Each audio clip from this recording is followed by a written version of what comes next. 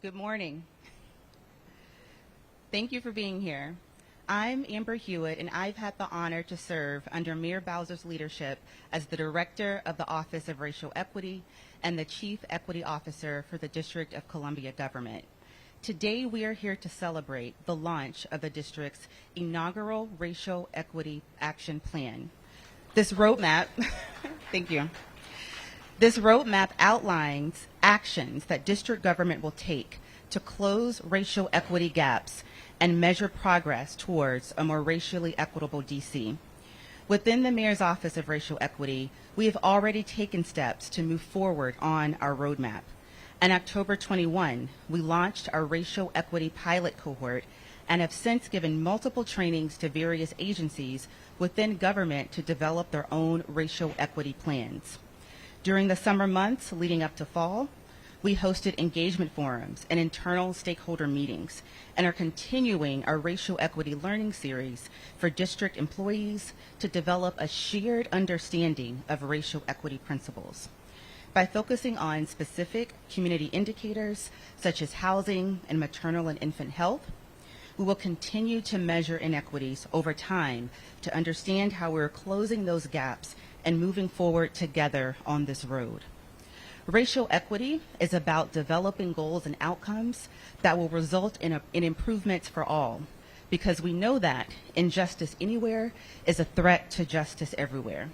So as we gather here at Shiloh, which played an important role in the life of our city and has been a catalyst for racial equity, and as we stand on the ancestral lands of the Nacotchtank and the Piscataway people, we invite you to review the plan and provide comments that will get us closer to our shared vision.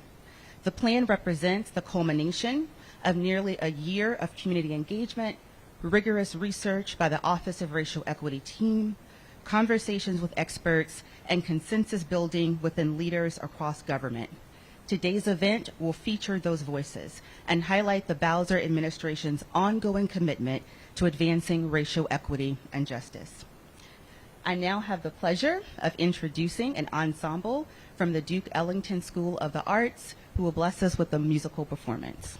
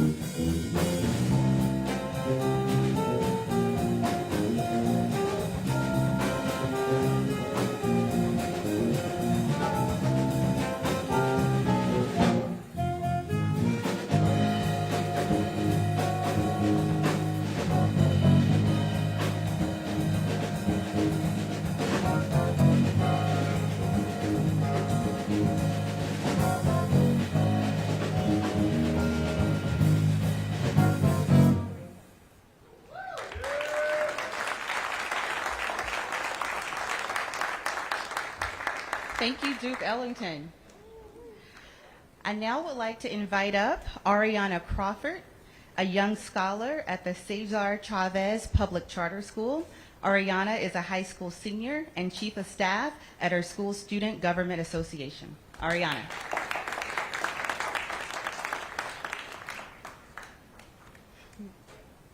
Good morning, everyone. Thank you, Director Hewitt, for your introduction. I am Ariana Crawford, a proud Ward 8 resident attending Cesar Chavez Public Charter School. I am honored to be here. For this meaningful conversation about increasing equity for all DC residents. I know something about advocacy and public service. I serve as the Chief of Staff for our Student Government Association and the Chair of the SGA Academic Affairs Committee. Our team receives complaints, mobilizes, and pushes our executive leadership to take action. Our work has made a difference in the learning environment of our fellow students. I am passionate about advocacy and making sure we all have equal access to the programs and services we need to thrive. It is my senior year at Chavez, and I am focused on making a change in my community. At the start of the school year, I noticed that I was not able to take calculus. Sure, I had all the math requirements I needed. However, a higher level mathematics course this year will ensure my preparation for competitive college and increase scholarship opportunities that are desperately needed. I pushed the school leadership to provide me with this valuable resource, and I am pleased to share that the Chavez School leadership made it happen. Thank you. That's what today is about, making your voice heard so that you can make a change in your world. Our mayor will call on you, and I hope you will take action. I hope you will follow her lead and do what's necessary to make our city and world more equitable. We can do this together, DC. So please, join me in welcoming the mayor of the nation's capital, Mayor Muriel Bowser.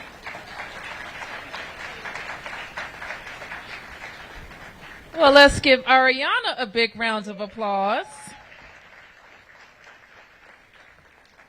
I don't think I had calculus in high school, so I'm very impressed, and I am also impressed that you advocated for yourself and that our public education system was able to respond. So that's what it's all about. I also want to acknowledge our ensemble from Duke Ellington. Please give them an outstanding round of applause. I don't think I was expecting to be grooving this early in the morning, but I'm inspired by what I heard. And I'm also inspired by what we will talk about today. We are here to release the district's first racial equity action plan. And it is the culmination of many months of work and conversations. And it offers us a blueprint to a more equitable Washington, D.C. We are grateful to be gathering here at Shiloh Baptist Church, and we want to thank the church. Reverend Bowen, thank you. You do double duty sometimes here at Shiloh and being the district's preacher, so we appreciate the hospitality of Shiloh. And you've already heard from Amber Hewitt, the district's inaugural racial equity officer, chief equity officer, so please acknowledge Dr. Hewitt and her entire team. We're also joined by the city administrator for the District of Columbia, Kevin Donahue, many members of our team, and it looks like a room full of interested Washingtonians. So Ariana, the other thing that we want to acknowledge is about young people is that you guys showed up last week on Election Day across the country to speak up for your rights, your future, and our democracy. So I want us all, because sometimes it happens this way, we get into this cycle of saying young people are in trouble. Oh my, young people aren't doing the right thing. Oh, young people. I want to say that we have some outstanding young people here in Washington, D.C. They wake up every day doing the right thing and sometimes against a lot of odds.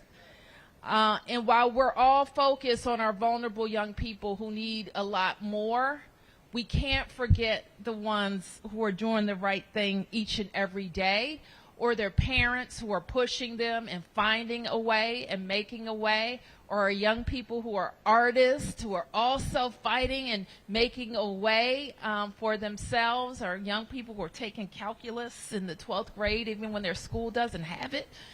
Those are the young people that I don't want us to forget celebrating. So part of what we're talking about is how a city as prosperous as ours can be more equitable. That is, we're all proud of where we've come from as a city, but we are not happy when we know people are left out of that prosperity.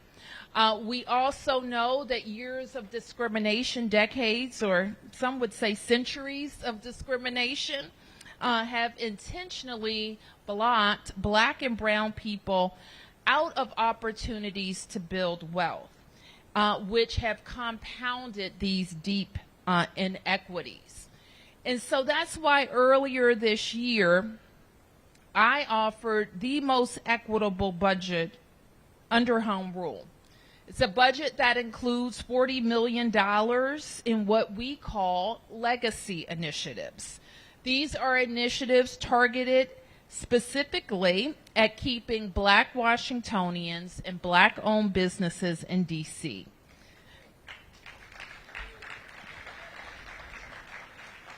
And that is also why, with the council's support, we launched the Office of Racial Equity.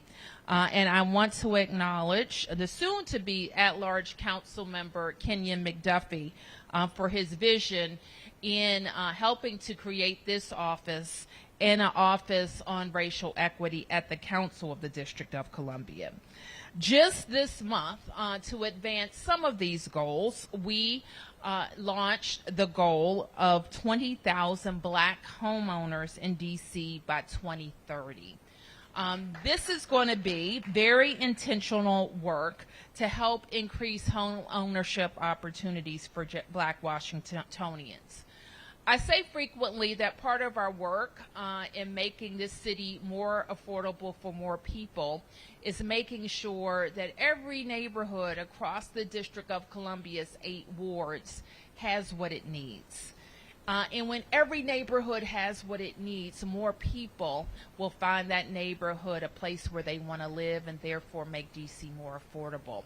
So every neighborhood, it needs quality housing. It needs safe streets. It needs a great school. It needs safe and affordable and convenient transportation. It needs great parks and recreation centers. And it needs gathering places for people to have birthday parties. It needs for people to be able to go to their churches safely. And it needs a sense of community and community pride. And so we have, in the last 8 years, introduced those types of amenities across our city. For example, we opened the first grocery store in Ward 7 in 15 years at Lidl. We opened the sports and entertainment complex at St. Elizabeth's. And in just a couple of years, we'll open a new hospital at St. Elizabeth's. So those are the types of investments that it will take across the city to make D.C. more affordable for more people. And there is no one agency, and Amber would want me to emphasize this, in the District of Columbia that is responsible for making great D.C. neighborhoods great places to live. It's the job of every agency, and it's the job of all of us. I'll add that it's not just the job of government, but it's the job of government and community. It means planning for our youngest residents and planning for our oldest residents. And it means applying a racial equity lens to that work. And part of Dr. Hewitt's job is to make sure that D.C. government agencies have the tools that they need to apply a racial equity team to that work. So the release of this plan aligns with my latest call to action to DC residents and stakeholders to share their big ideas for how our city rebounds from a pandemic. We know that we will be successful. As the greatest city in the world, we have the tools that we need, we have the talent that we need, and we need to put it all together. I'm asking everyone to submit those ideas, to think about the problems that you see in your neighborhood, maybe the problems that you see in your own family. Include in there your hopes and dreams for your own life, your professional trajectory, or that of your children and grandchildren, and think about ways that the government can be a part of the solution. We are collecting those ideas at together.dc.gov, and we'll also be gathering for a citywide summit to talk about it. It is my plan that on January 2nd, you have given me a great honor to be your mayor for another 4 years. And we want to make this the best 4 years. And I'm asking you to join our team. Some of you will join by participating in initiatives like this one. And not just talking about the plan, but being a part of the plan and holding us accountable for delivering the plan. Some of you will join boards and commissions. Any commissioners out there for DC government boards or commissions? I see one. Just one? Two? All right, well, we have 1,800 possibilities for you for DC boards and commissions. They range from anything from the Board of Elections to DC Water. There's a Public Service Commission. It's the you have a commission, right, Amber? There's the Commission on Racial Equity. So there's a lot of opportunities to make your voices heard. You don't have to be from Ward 1 or 2. You can be from any one of the 8 wards. You don't have to be 50. You could be 22 or 18. You don't have to be black, white, Latino. You could be any Washingtonian. So put your name forward. Join a board or a commission. And the last thing I'll say is that I'm hiring. DC is hiring. People stop me every day and say, I need a job, Mayor. This is the best time of any time I've served in government to get a job. And so we want everybody to go, if you are looking, to the Department of Employment Services, which is how DC residents can be connected to their job. Or you can go to careers.dc.gov or to mota.dc.gov to find out about DC government jobs. Finally, tomorrow I'm hosting a resume raiser. You know the term fundraiser. This is a resume raiser, where I will invite members of my team to tell you about our agencies and the openings in DC government. We're going to do it from 5 to 8 p.m. downtown at Penn Social. So join us there. So I'll close by saying this. I grew up in a DC that was called Chocolate City. All right, so I was born in the 70s. And our city has gone through ups and downs in my lifetime. I'm grateful to be here for the good times. I've lived through the tough times. And I'm going to be here for the even better times. Will you join me? All right. So in order to get there, we have to be focused on getting better and also making sure that more people can participate in our prosperity. And here we have a blueprint for a more equitable Washington. Thank you, everybody.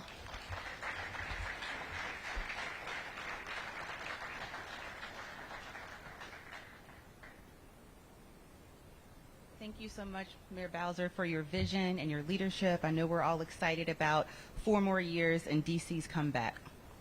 We will now transition to a panel discussion with esteemed thought leaders who are advancing racial equity in their various fields.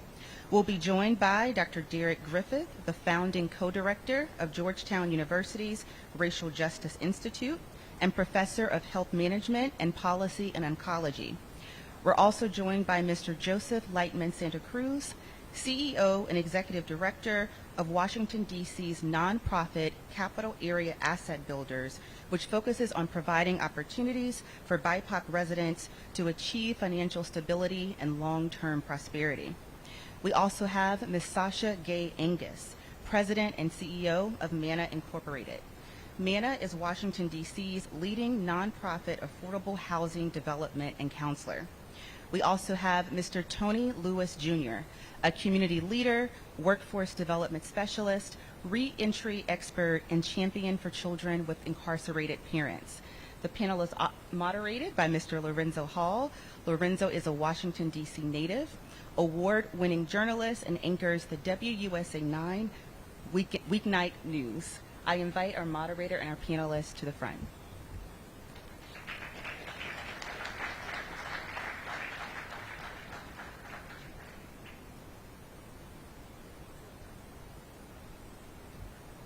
Good morning, everybody. Good to see you. As Amber mentioned, I'm a D.C. native. Not only do I cover the news in D.C., but it's also great to be in a room full of people who are passionate about making our city better. And I think our panel, or I know our panel rather, is best illustrates that effort to make D.C. more equitable for all of us. So if we can, just give them another round of applause. We appreciate them being here to offer their expertise today. All right, so let's get smarter. Let's get this going. You guys ready? All right, so we know this racial equity action plan is to make D.C. more equitable, but based on your areas of expertise, where are we starting from? Give us some idea of the uphill battle, if you will. I know, Tony, you can talk more so about public safety and justice. We have Sasha, you can talk about housing and home ownership. Dr. Griffith, health equity, which is critical, of course, as well. And Joseph, everyone cares about their money. So we'll talk about economic opportunities as well. And Dr. Griffith, if you want to start us off.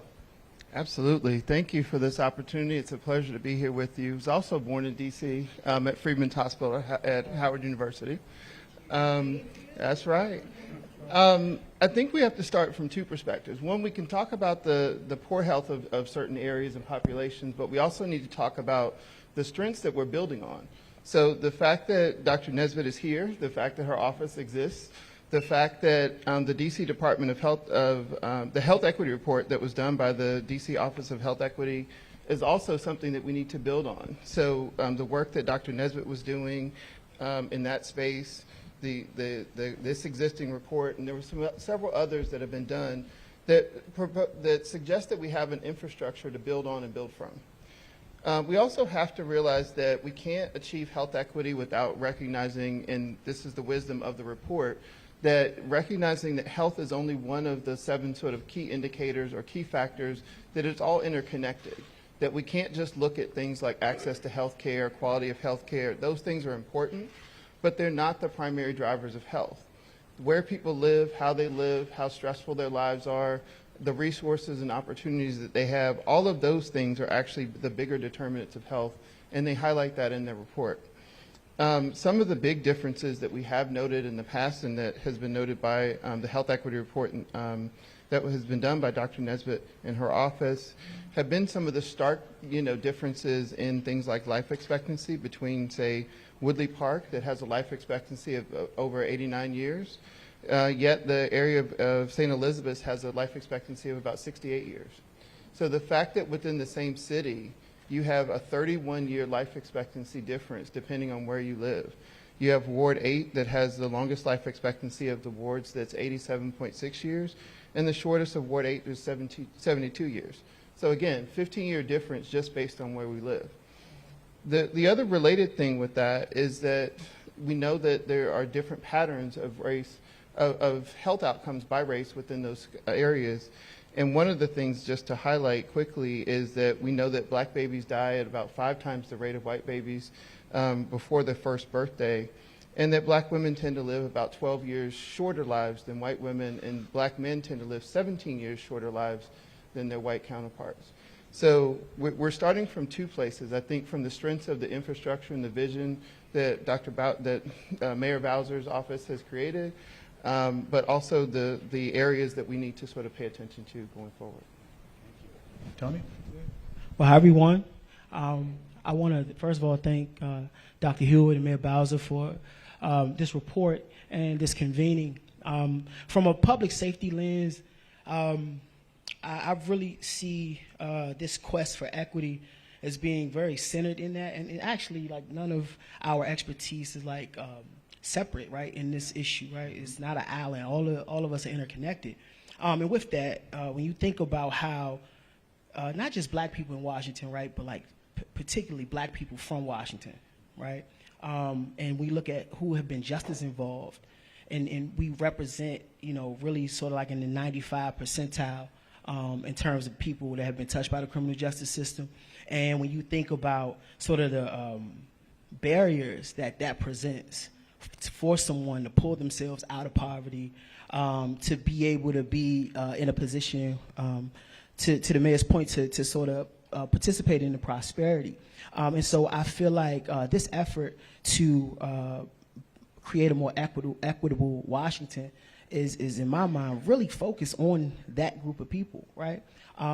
Where the removal of barriers, and I think this is important to say, that I feel like a returning citizen in Washington, and we've seen this, really can become anything, right? And I think our government has been a great pathway towards that. But we need to see that be able to be duplicated in the private sector, so that the programming around housing, the programming around business acquisition, a lot of the infrastructure that we've built, that people can be at a level to truly benefit from the programs that we've designed. Because right now, currently, we have too many people that feel like those programs are out of their reach because they don't meet a certain profile. Employment obviously is super important. It's primarily in the private sector, you're saying? Correct. Okay. Correct. I mean, some government agencies, but primarily, I think our government here, the local government, is an example. I think should be an example for our private sector and for our federal counterparts in terms of second chance hiring. And that's really, really critical, because we're not going to have a peaceful, poor community, right? I don't even know if there's a such thing. We really got to think about that. So survival is not the aim, right? We want people to thrive. So we have to remove barriers. Like, I think things like record sealing and expungement, which are possible in neighboring states. That's not really, we can't really do that for felonies here. I think that's something we have to address. We have to, because I think once we open up that world, when you think about things like the DC Infrastructure Academy, right? That's an incredible training mechanism that we have here in the district. But I don't know if enough of us can benefit from it. When we think about our growth industries, healthcare, hospitality, IT, banking and finance, when we think about specifically those that have been touched by the criminal justice system, can they easily matriculate into those growth industries? So that's where the work needs to be done in this equity space. I'm excited reading through the plan. Honestly, the home ownership piece, that shared consciousness throughout government. And as I close, I would love to foresee, say, a WAN's Pathways participant, which is our flagship intervention for people dealing with participating in gun violence, or Project Empowerment, right? DOES's flagship program. Think about this. People could come through one of those programs, be attached to family sustaining employment, be attached to the homeowners program, or be attached to the commercial acquisitions fund. You see what I'm saying? Like that continuum. And so reading the report made me feel really hopeful that we're building something that can like really create that. Thank you, Tony. Sasha, you want to touch on homeownership? Sure. Good morning, everyone. My name is Sasha Angus. I am really encouraged to be here. I want to thank Dr. Hewitt for inviting me to speak, and also want to thank Mayor Bowser for creating the Office of Racial Equity. I think the fact that we're having this public discourse about racial equity and through various initiatives, that, it gives us an opportunity to really to have the conversation and to talk about initiatives about how we can level the playing field for racial equity. So I'm thrilled about the fact that we're having this conversation. Where we started, I'll say that MANA began 40 years ago, and Washington, D.C., 40 years ago was a very different city.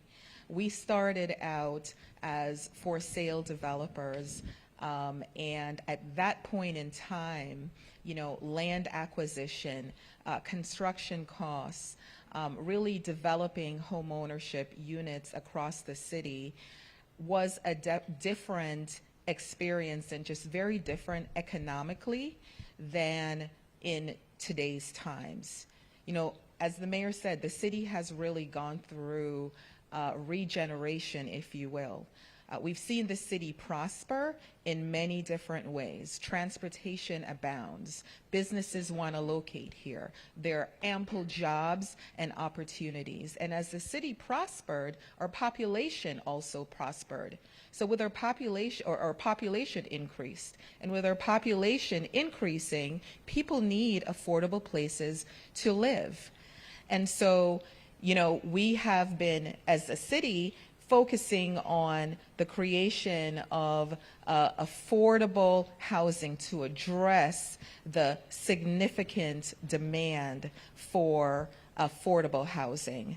And we have seen, at least over the last decade, that the city has invested significant resources toward addressing affordable housing. But what we also saw, I want to take you back slightly to the time of the last recession, which was between 2008 and 2012. One issue that we saw was that with that recession, the construction of single-family homes dropped, significantly decreased. Developers stopped developing single-family homes at the rates that they were. And again, the city was a sort of a different economically. But we continued our investment in affordable housing, and in some ways, we're a victim of our own success. The Housing Production Trust Fund, over prior years, the mayor has committed, in prior years, it was a $100 million fund. In the last couple of years, it's been a $400 million fund to address the pressing need for affordable housing. And I say that we're a victim of our own success because while we have been trying to address rental housing, there was another issue being created around home ownership, around for sale. But I am highly encouraged because we now have what's called Mayor's Legacy Initiatives that she mentioned earlier, where under the Legacy Initiatives that is part of this year's budget, seniors who may need assistance with repairs of their homes, they can access assistance through the Single Family Repair Program. There's assistance for estate planning. There's assistance for people who need to create wills to be able to pass on their properties to their families and to ensure that their assets remain in their households and are passed on through generation. So that's an extremely important initiative to ensure that wealth building continues across families. I'm also very encouraged by the creation of and the investment in the Black Homeownership Fund. We know that there's a huge disparity in the racial wealth gap between Black and brown households and white households. And so through this initiative, there's a homeownership fund that's being created to address barriers toward homeownership, and I'm thrilled to have sat on the strike force with Dr. Hewitt, where we provided recommendations to the mayor, where she accepted recommendations where we can address barriers that have prevented our longtime Washingtonians from accessing homeownership. So I talked a little bit about how we got here, and I'm also very encouraged about where we're headed. Thank you. All right, Joseph, the economy. Good morning. First name Joseph, last name Lightman, Santa Cruz. Proud to lead Capital Area Asset Builders, a DC-based nonprofit that for the last 26 years has intentionally focused on providing access to knowledge, resources, and money, specifically focusing on low to moderate income Washingtonians. We unapologetically focus on providing money and empowerment to black and brown Washingtonians. We focus 100% on addressing and closing the racial wealth gap, so I celebrate and applaud Mayor Bowser and Dr. Hewitt for the intentionality on focusing on racial equity. Without dropping names, let me just say this. Having frank conversations like this and having the intentionality on focusing racial equity is what truly could make our country glorious and great again. Dropping 3 components right now. The first one, we as a society have the wealth and the resources to lift every single individual and every single family out of poverty and provide them on a pathway to wealth creation. Unfortunately, so far, we do not have the will to do that. So we have the money, we do not have the will. In the District of Columbia, it is being demonstrated that not only we already know we have the resources, but now there is that intentionality and that will to truly provide everyone, regardless of who they are, the opportunity to achieve their God-given potential. The second component, we are in the Lord's house, so we have to be telling the truth and dropping knowledge, right? Systemic racism ain't something that has recently been created, and it ain't something that has gone away. For too long of a time, something called redlining existed, which simply prevented black aspiring homeowners from becoming homeowners. And we know that the American dream, first and foremost, can be achieved only through homeownership. That is the largest component of wealth creation in our nation's history. So that has ceased to exist, but it's still in the financial services industry. There are still components, legacy of redlining that exist. In the District of Columbia, it is completely unexplainable and shameful. This has nothing to do with public, nonprofit, or the community, and it's 100% provided by the industry. When it comes to driver's insurance, and we know that legally everybody has to have driver's insurance, right? If we get pulled over by MPD and we cannot demonstrate we have that, now we have a justice involvement situation. So for a black historic Anacostia or a black Ward 8 resident versus a white affluent Northwest resident, the black Southeast resident is paying 3 times more than an affluent white driver in the District of Columbia. And that is what the insurance industry has created. We need to systemically prevent that. And by the way, this has to do with credit scores. What in the world does a credit score have to do with the driving capacity of a district resident? So we cannot allow, and we should not allow, for the wealth extraction.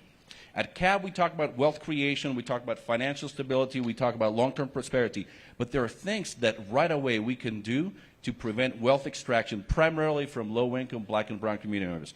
And the third component is we need the intentionality of simply having a conversation not only amongst ourselves, let's not only preach to the choir, we need to talk to those who are unaware they should care about this or are unaware that they will benefit from racial equity. And what do I mean by that? The moment we put $1 or $100 million or $1 billion into the economy, that money has a circular flow. So everybody benefits.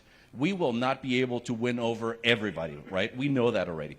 But if we're able to empower those who are unaware that they truly could benefit or should care about this, they selfishly will also benefit. So whether it is justice involvement and second opportunities or wealth creation through home ownership or wealth creation through small business enterprises, those who are unaware of their benefit will also benefit. So again, when everybody is given the opportunity to achieve their wealth, their God-given potential, everybody benefits. It's not only the right thing, but it's also the financially right thing to do. So again, thank you for the intentionality of creating a true opportunity for all Washingtonians to achieve their God-given potential. All right, we just got our time cue a second ago that we have roughly 10 minutes left. So before we get to our last question, I didn't know if any of you, any of our residents, DC residents here, have questions that you'd like to pose to our panel. Yes, sir. My name is Commissioner Locke. I'm a 3-time served my country. Vietnam, Naval Service 13 years, and now as an ASC commissioner. And I grew up in Ward 7. 20 years ago, they put undergovernment housing, and they put townhouses up. And for 13 years, just like on South Dakota Avenue, by Bacchus, no supermarkets. We talked about the nutrition values for the people in the community, that when they struggle eating oozes, noodles, and hot dogs, that is no way for a child to function, the brain, the heart, or the body. And the next one is that I watched these homes when we talked about housing. The program y'all were talking is about 10 years behind. Because you have homes in my Ward 5, when we negotiated with the developers, they were supposed to be 5 or 6. They're 7, 8, now they're $900,000. Who can afford those of anybody brown or black people? Nobody. And not only that, what about a senior citizen who lives in that area, fixed income, and when the house assessment gets to that, either homestead exemption is going to tear the pocket up, or the taxes itself. You're talking about $5,000, $6,000 more. Now you're forcing them out of their home, out of the city. And I'm not the only one to feel that way. There are plenty of them out there that feel that way. They're just afraid to speak up like something's going to happen to them. I'm 72 years old. You do what you got to do to me, but you need to stay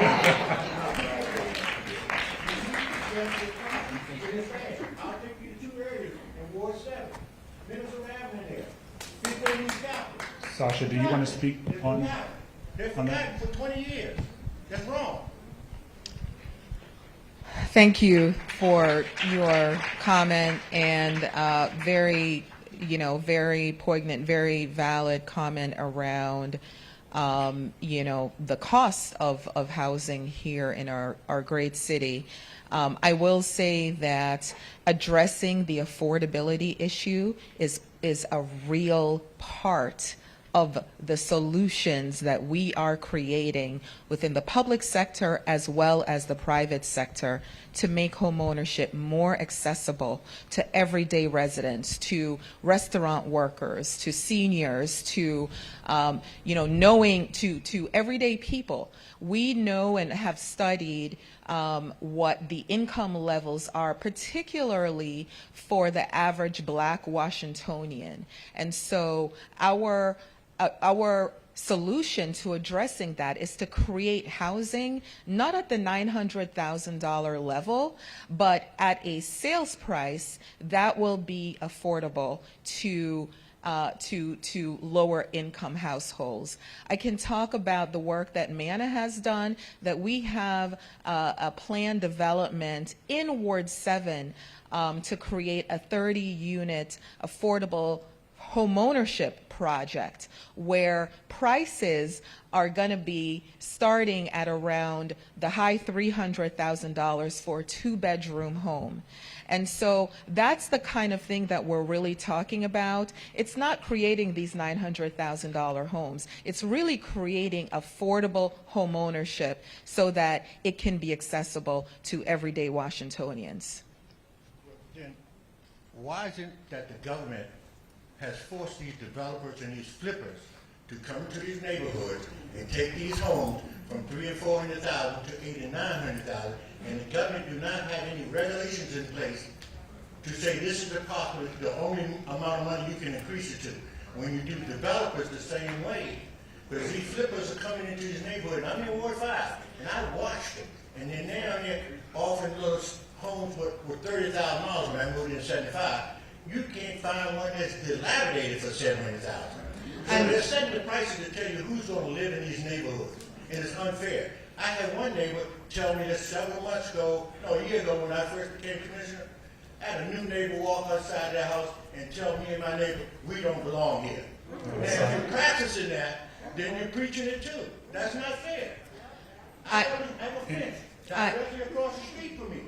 Let me just respond to one part of what you just said. I want to encourage you to go to blackhome.gov and read the report from the Black Homeownership Strike Force, because the very thing that you just talked about the flippers, that is not something that the government necessarily controls. I don't work for the government, but that is a private, that is something that just occurs on the private market. But you know what? One of the things that we discussed in the strike force is how can we address this issue? How can we really, address the market where we are preventing as many flips from occurring and really being able to access homes before they're flipped?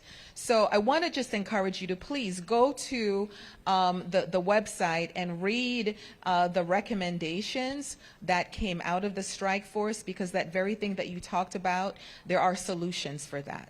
All right, and really quickly, just because we're short on time, we're going to take one more question from someone in the audience. Yes, sir. Age before beauty. You have a question, ma'am? You go ahead. Sorry, age before. I'm busy on age before. Okay, ma'am, go ahead.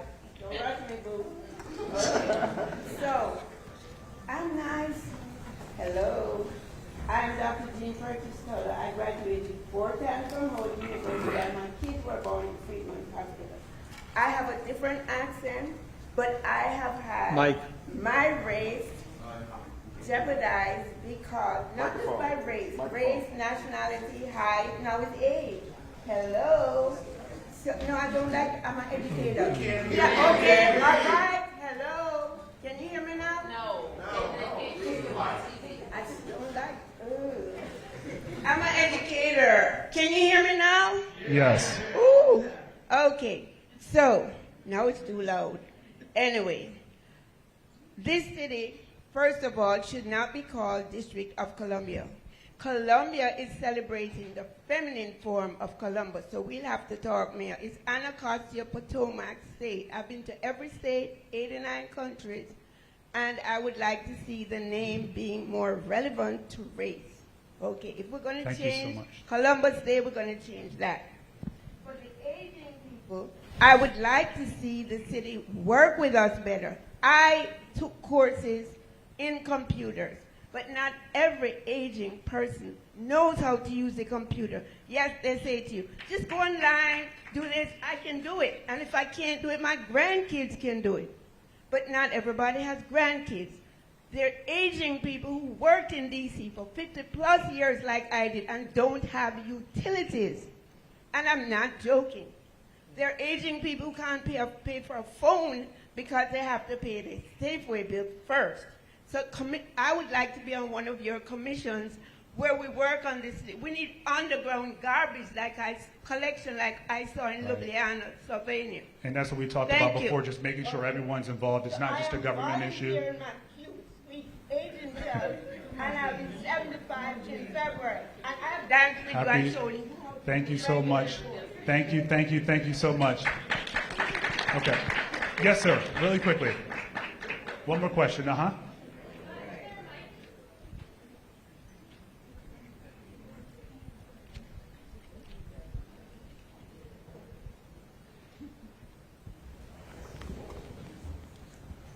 So I just have a statement. My name is Christopher Johnson, and I am the president of the District of Columbia local area Black Deaf Advocacy. So now I just want to give you a little thought here for all of you. Are you including deaf and hard of hearing people in your policy making and your decision making to develop all of these programs? Because we need lights, flashing lights when you're developing houses, and so you need to include deaf and disabled as well. They have 2 different needs, and that's all. Thank you. And I see a head nod here from Amber. So yes, very good point. Thank you so much. Yes. Just very quickly addressing the 2 questions. Commissioner, fully understand what you're mentioning, and sir, thank you for highlighting the disability community throughout the United States is the one hit the hardest within the racial equity. So we need to be very intentional on truly saying for the benefit of all. But one key area that already exists in the District of Columbia with regard to becoming a homeowner, staying a homeowner, and making major home renovations, taking advantage of this platform, there's a significant investment the Bowser administration through DSB and CAV have made called the DC Opportunity Accounts Program. We are able to assist you. Please reach out to us, caab.org. We're able to provide up to $6,000 of tax-free grant for home ownership and for major home renovations. That ain't everything to buy that, but it's a significant investment. And this is just the ability to truly start the process of creating wealth. DC also has the most robust first-time home buying program, HPAP, at $202,000. So again, we need to, and when I say we, it really takes a village. Public sector, nonprofit, the community, private sector, and philanthropy, we all benefit when primarily black and brown residents benefit. All right, and finally today, this is for everyone on the panel. What is your vision for a more racially equitable DC? We'll start with you, Dr. Griffith. Well, thank you. I think the first thing is to have more Arianas and folks who actually can advocate and do advocate for themselves and for the community itself. I think part of the vision also is that every DC resident has the same opportunity to be healthy, that we know that and we have a DC where, you know, people are able to live the longest, healthiest, and most fulfilling lives possible. I think the other thing is that we want factors like race, ethnicity, language, address, sex, sexual orientation, being a returning citizen are no longer useful indicators of health and well-being. Tony? I really, for me, that's a not a tough question, but it's just a lot, right? But I mean, in short, a place where you know, people can thrive, right? A place where, despite where you come from, your past transgressions, that there's a launching pad for you. There's a culture of inclusion and redemption. You know, and we fought incredibly hard in this city to build that, but we have to understand that that won't just trickle down to folk. So the intentionality that Joseph spoke of is so critical, right? We gotta, in our messaging about all this wonderful stuff that is happening, I think we need to amplify that. We need to have credible messengers in that space to deliver the message in a way in which people understand what the full vision is and what their possibilities are, and be unwavering in that, right? And never the victim blame when people don't just get on board.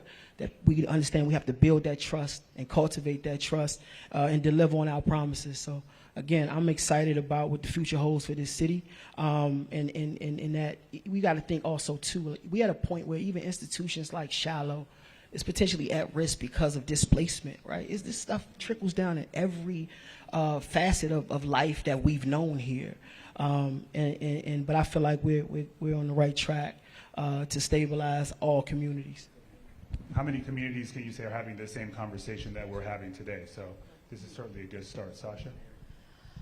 I'll just say that I think success looks like having an Office of Racial Equity really being able to continue this racial equity work for generations to come. It took us a long time to get to the point where we are really having this kind of public discourse really throughout the country, the way we're having it today, and the fact that we do have a great city that is really being intentional around addressing the multiple ways in which we can address racial equity through small business ownership, through home ownership, through addressing health inequities, that we're really beginning the fight to really narrow the racial wealth gap.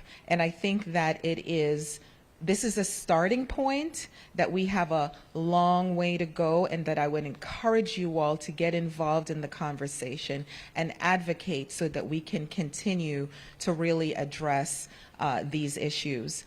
Lastly, I'll just say that to me, home ownership is the most accessible, readily available way in which people can build assets and create a nest egg for their families.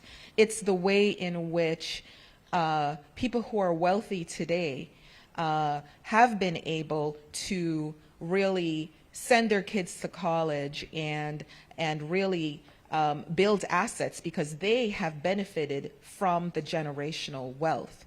So success for me is when potential home buyers have access to all the information that they need through the work of MANA and CAB and other CBOs to become first-time home buyers, when we're able to really continue to address the inventory gap for affordable for-sale homes, and when there's a level playing field for Black and brown households to achieve the dream of home ownership.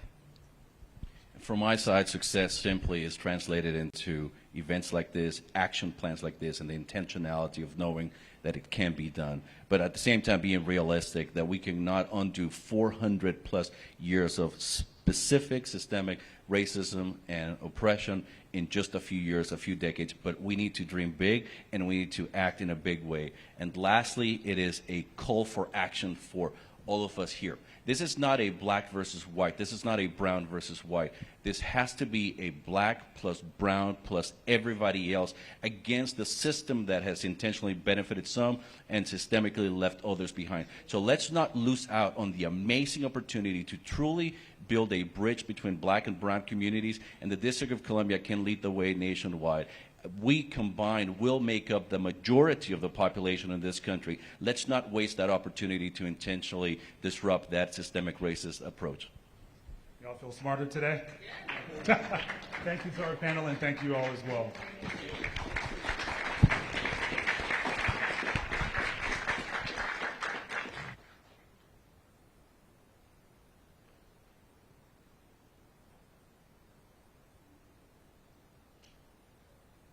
Thank you so much to our panelists for such an engaging and insightful conversation. Thank you to Lorenzo Hall for moderating. And thank you so much for the passion, energy, and excitement from our engaged district residents. We invite that energy and that excitement as you review their plan and provide us with additional feedback. So in the spirit of justice and freedom, I would like to bring up Dimitri Roach, a Ward 8 resident, who will perform Lift Every Voice and Sing.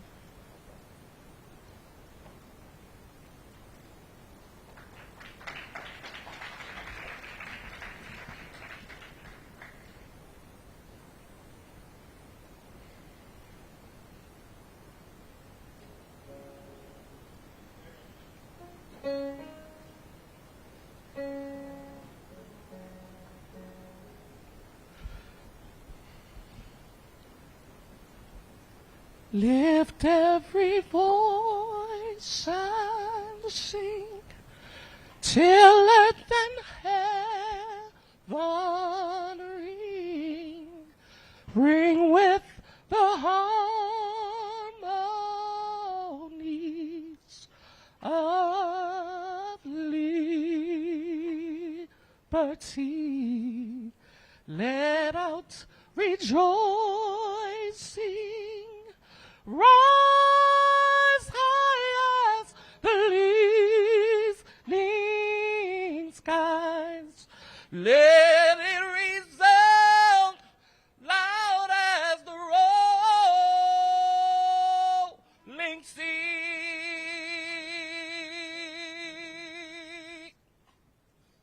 Sing a song full of the faith that the dark past has taught us. Sing a song full of the hope that the present has brought us, facing the rising sun of our new day begun. Let us march on till victory is won.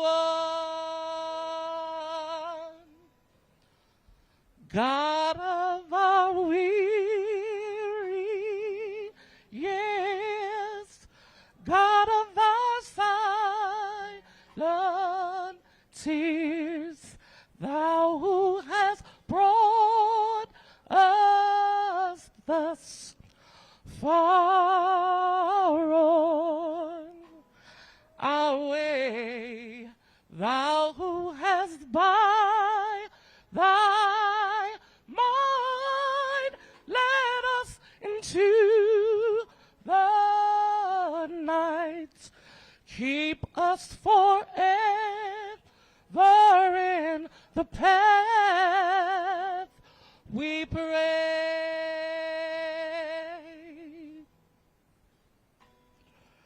Lest our feet stray from the places, our God, where we met thee, lest our hearts, drunk with the wine of the world, we forget thee, shadowed beneath thy hand, may we forever stand, true to our God, true to our native land.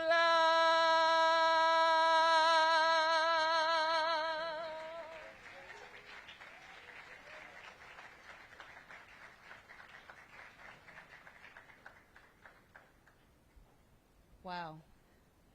Thank you so much, Dimitri. Our ancestors are with us. Thank you. Whew, thank you for sharing that beautiful music. We are nearing our close, but before we close, we will hear a brief reflection from a DC resident who participated in several of our engagement forums over the summer, Mr. Kamon Freeman, co-founder of We Act Radio and recent Changemaker honoree with the Catalog of Philanthropy. Sorry. Mr. Freeman.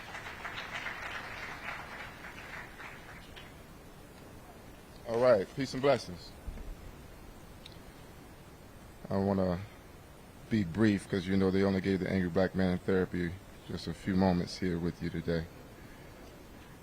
Let's start off by first congratulating our Madam Mayor on her historic third term. And I love what she's doing with her hair. I'm happy to see that her legacy building is including a commitment to a racial equity strategic plan to address the divestment and equities of our city that has been caused by past government policies, like the DC Community Development Consortium that has awarded grant-secured loans via Ward 8 Community Investment Fund to small businesses, of which I am also a recipient. Also, as a board member of Douglas Community Land Trust, I would like to greatly appreciate her support and $2 million that the DC Housing and Community Development has allocated, not yet received, but allocated. Thank you. I took part in several of the community engagement forums during the process of the Racial Equity Action Plan, and the outcome brings me here today to speak to you. I'm here to stress the importance of government partnering with residents, especially those most impacted by inequity, so that we no longer have public policy without public input. I must also, well, thank you, give it up, you can say it. The comment section is open to January the 2nd, so the public input is on you. So as We Act Radio, we like to say do something. So when I say We Act Radio, you say do something. We Act Radio. So we can depend on you to make some public comments and input, correct? And you have until when? All right, that should do something. But I must have a caution that we must have guardrails in place to ensure the implementation of true racial equity. With the average white family having 81 times the wealth of the average black family in Washington, D.C., I am concerned about the ongoing housing crisis and the slippery slope of property tax as its forever increasing sliding scale that is currently functioning as a modern-day redlining. Before the pandemic, a 30-year-old cultural institution across the street from Howard University, Sankofa Video and Bookstore, was awarded a tax abatement to address these concerns. But despite the approval of proposed legislation, they have also yet to receive those funds and are still currently in jeopardy with the office tax and revenue. There are homeowners in the city that, if they own a second home, are subjected to a much higher vacant property tax rate, even if their property is not blighted and well maintained. So while we move forward with a racial equity plan to correct past wrongs, we must also apply that same lens across the board for existing policies. And let me close by saying this. If you were to pull out your phone and Google the word equity, click images, the first image you will see is 3 boys who can't afford a ticket to a baseball game. Equality is to give each one of those boys a box to stand on. Equity takes into account that those 3 boys are a different height, and that the tallest doesn't need a box, and the shortest needs 2. That is what we're trying to do with equity, and our mayor is going to help us get us there. But she's going to need all of our support and input, and the comment section is open until January the 2nd. Do something. Shout out to Carter G. Woodson. We on the block for Carter G. Woodson. I got to make sure I put that out there. Thank you. Thank you, Mr. Freeman. And to close us out, I would like to invite up a very thoughtful partner in our work, Reverend Thomas Bowen, Director of the Mayor's Office of African American Strategic Engagement. Thank you, Dr. Hewitt, and thank you, Madam Mayor. Thank you, Dr. Hewitt, and thank you, Madam Mayor. One Sunday, someone did what no one in this room would ever do. They came into a church service only to find out that they had missed the entire service. So he politely asked the usher when the service began because they didn't want to miss it the next week. And the usher looked at the individual and said, "The service begins after the benediction." And so we are here because the service is about to begin after the benediction. Last week we voted, but voting is only one leg of that stool when it comes to civic participation. There's also engagement, which our offices in community affairs continue to do each and every day. I'm proud to say, Brother Johnson, that as you gave your remarks, that we now have open the new Mayor's Office of Deaf, Deafblind, and Hard of Hearing, helmed by Sister Carrie Cook. We need to consider totality of all our D.C. residents. Calvin Butts once profoundly stated, "There is a separation of church and state, but there's no separation between church and community. And in that vein, there's no separation between government and community." As Mayor has already stated, we cannot easily undo the 100 years or hundreds of years of discrimination. The work will not be easy, but it's critical and is essential. On the back, you'll find on the table, as Kimon has already stated, ways that you can participate in this public comment section, which closes at 5 p.m. on January the 2nd. It's going to take all of us in this room. And this is the one time I will say this statement which causes me to cringe. We want you to go home and turn to your neighbor on the left and the right. Turn to your neighbor in your communities, in the coffee house that you visit, at the bus stop, or wherever you have time, and tell them that the path forward, the light green for us, is to go forward together. Thank you, each and every one. Let us depart now, ready to serve.